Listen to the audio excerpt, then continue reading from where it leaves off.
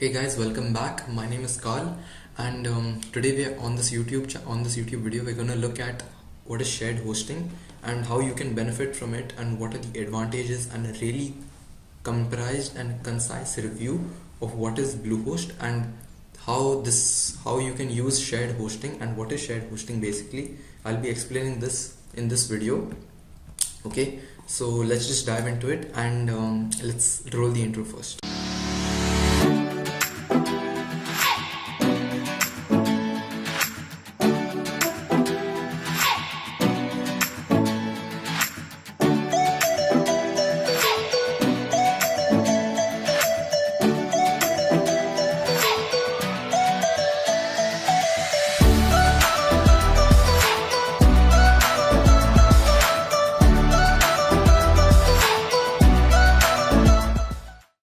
Okay guys, welcome back. As I said, my name is Carl, and today we're going to be looking at shared hosting by Bluehost. So without any further ado, let's just dive into it. Okay, so what is shared hosting basically, and who must use them? Okay, so shared hosting is basically for individuals and business owners who simply need a means of getting their website online. Like basically, if you're a startup or you're a small company, or maybe an entrepreneur who's just starting out, I would really recommend getting shared hosting, because the thing with it is that it helps you understand how websites work and how you can really use a website to get traffic, and basically it gives you all the all the basic things you really need to get a site up online. And shared hosting basically means your host is in control of what resources are allocated to you, and you get to focus on just the design, email setup and domain management. That's all. Like legit, it's usually a huge task for business owners to understand how website building actually works. But in the long but for temporary purposes, especially for entrepreneurs, I would really recommend getting shared hosting. That is mostly on Bluehost. I would really recommend Bluehost, and we'll be going into the advantages and couple of tips in this video, so keep watching. Okay, usually you don't know who you're sharing your resources with on the server. Each customer that is a web hosting service will basically give each person on that server a specific allocated server resources, and these are defined by a hosting package, and we'll be going over this in the next couple of slides. Keep watching. Okay, so what are the advantages of shared hosting? Most hosting companies, they have multi levels. Some might have like 10 GB, 20 GB, 30 GB, go on to 50, 100 and 150, sometimes unlimited. It all depends on what's your price packing, what price you're willing to pay, and what you're actually willing, and what scale of customers and visitors you're expecting to your website initially. So shared hosting usually comes equipped with built-in cPanel.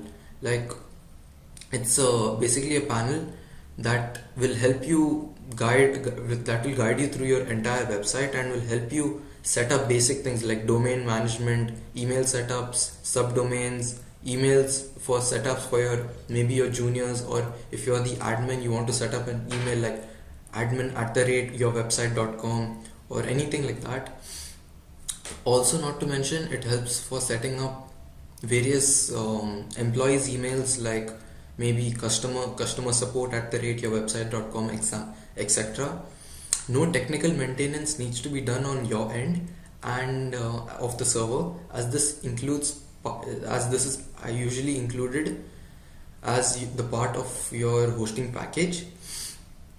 And prices usually start from $3 to now $10 approx, and we'll be going over what price package you should really get, and I'll be recommending what price package you should be getting according to your needs and requirements specifically. Couple of disadvantages though: load time can be a bit slower than dedicated servers. This is the main reason being that as your resources are shared, hence there's a probability that someone else sharing your resources might also be using the resources at the same time. That is RAM and usually website resources that go into building the servers. So hence, if the server is crowded hence it can end up in longer load times. Servers become overburdened that by sites that are sharing the same server, as I mentioned, and your sites tend to receive a bit high levels of traffic, and you'll begin to notice that the performance of your site might go down if you tend to use greater number of like you tend to receive greater number of traffic from various sources like Instagram, Facebook ads, or maybe even YouTube. Like on the same platform you're watching this video, you're sharing resources including bandwidth, storage, and RAM. These are the resources that you will be sharing. Okay, so this is basically the price point, guys, of Bluehost. But the thing being that, as you can see here, it's given that it's basically 3.95 per month. But to be honest, guys, this is relatively cheap than what you actually be getting online. Like if you go and do a Google search, it's much cheaper to get it on Bluehost, as it's a really comparatively a really good option, because it's not something that you're going to find every day that you're getting offers for such a good rate. And comparatively, if you see the plus and the other choice packages, we see that it's 5.95 for the first couple of months and years. Like usually I've gone through this process and I've clicked select on all three, and I've seen that if you take a 3-year package, you'll be getting this price point, whereas if you decrease the amount of time you're committed to the same hosting company, the price is going to increase for sure. But to be honest, I would really recommend getting this program as getting the startup program for 3.95, and because this is really a good price point, guys. Comparatively, I'll be comparing the other hosting services too in the same video, so make sure to keep watching. By the way, did you know that only one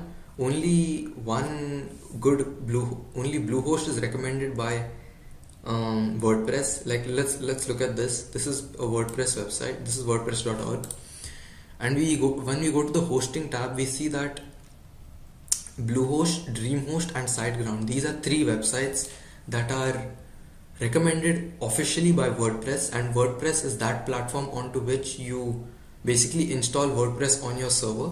And once you do that, you can basically set up all the designs, the templates, everything. It's readily available, whereas installation is just one click on Bluehost, whereas the other services do not offer this. They do offer it, one click install, but to be honest, Bluehost I would still recommend, because let's compare the price packaging and you'll get to know yourself. Typically, to be honest, Bluehost, like once you sign up for a shared hosting, you get cPanel as your backend. Like you'll get to see the cPanel and you'll basically edit everything on there. For the most part, shared hosting users can usually host one website per basic plan. Like let's look at this. Let's see here that it's 3.95 per month, and you get a website space of 50 GB, unmetered bandwidth. It's a really good feature. Performance is standard is for all. And the only difference we see between the basic and plus and choice plus is that here you can host 5 email accounts and 100 MB per account, which is pretty decent if you're just starting out. If you're in a stage of like you're already having about 10 to 20 customers, I would really recommend getting plus, as it's having unlimited storage, unlimited email accounts. Like this can help you basically scale your business in the long run. But if you're just starting out like as an individual, I would really recommend basic plan. We see here we are getting 50 GB of website space and bandwidth unmetered, and subdomains are 25. Let's compare this to what WordPress recommends as DreamHost and SiteGround. Okay, here we are at SiteGround, and we see that the startup price is the same, 3.95, and but the regular price is 11.95, whereas here it's just 7.99. So even after the 3 years of your hosting on this website, you get to see that you're going to get $8 per month, the same pricing, whereas Here it's gonna be $12 a month, so it can turn out expensive in the long run. Then also we see that here we have only one website, and here also it's one website, whereas here it's 10 GB of web space and approximately 10,000 monthly visits. Whereas if we compare it to this Bluehost package, we see that it's one included domain and unlimited bandwidth, basically unlimited number of visitors you can obtain on this website, or else, and it's not restricted. And not to mention they are having 50 GB, guys. It's literally 5 times for the same price point. Just think about that for a minute. You're going to get 50 GB of web space, and you can literally use it how much ever you want. 50 GB is all you got, and it's everything you actually need, to be honest. I've tried and tested this. I'll be making a couple of website building videos in the next couple of days, but for now I would really recommend Bluehost, guys, because it's got a website space of 50 GB compared to the Plus and Choice Plus. Basic is really recommended, guys. Okay, and now let's compare DreamHost to. DreamHost starts at about 44.95 per month, and the unlimited traffic, shared hosting, one WordPress website. Whereas, guys, to be honest, like, I don't think, see, they haven't even mentioned the amount of data you're going to get on the server. So, and here it's just 30 GB for $20 per month, and here is 10K, so you can understand what type of quality of service they're actually offering here. Okay, so that's it, guys. I really liked this video because it's a really good exposure of how you can really do shared hosting and who's it really used for. So, guys, back to the PPT. My verdict is that I would really recommend getting Bluehost, guys, if you're just starting out, and if you're just getting to know what is shared hosting and you want to test out a couple of things, get Bluehost, get the basic package. And yeah, that's it, guys. Thank you all for watching. Make sure to hit the subscribe and like button, and until next time, see you around.